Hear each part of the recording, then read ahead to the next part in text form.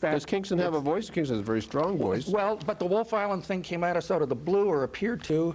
But how do you, we have a big problem with the landfill down here. We don't have a dump. We get told by one environment minister that we can't ship our garbage out of the jurisdiction, then we get told by the next environment minister that we can, and it just seems that there doesn't seem to be a degree of smoothness here that you perhaps would expect from... that you've had from other governments? Yeah, I mean, like, well, you know, the smoothness of the Tory government, which built the Darlington nuclear station? Well, wait, that's not in the Kingston area. Well, that's not in the Kingston area. That's not in the Kingston area.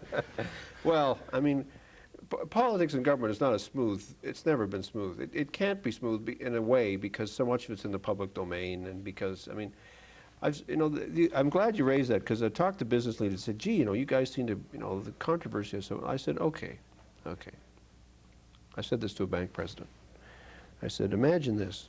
I said, you go to a board meeting one day, you go to a shareholders meeting, and the entire board of directors is thrown out, and a new board is elected, none of whom have ever had anything to do with the bank.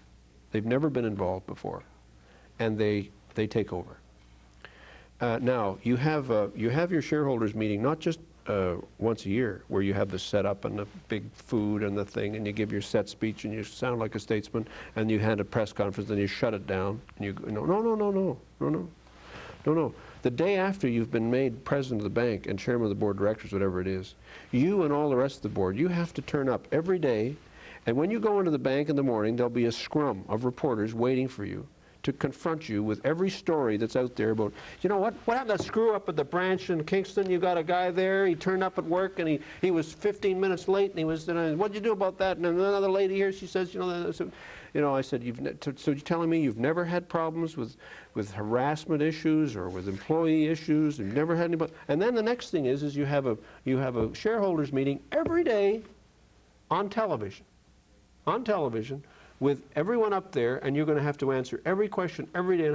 Now, do you think the public impression of banking is big marble buildings, smooth, you know, they're well dressed and ticked out, they're all organized, they have their press conference all straight? I said, it wouldn't be difficult to totally discombobulate that public impression.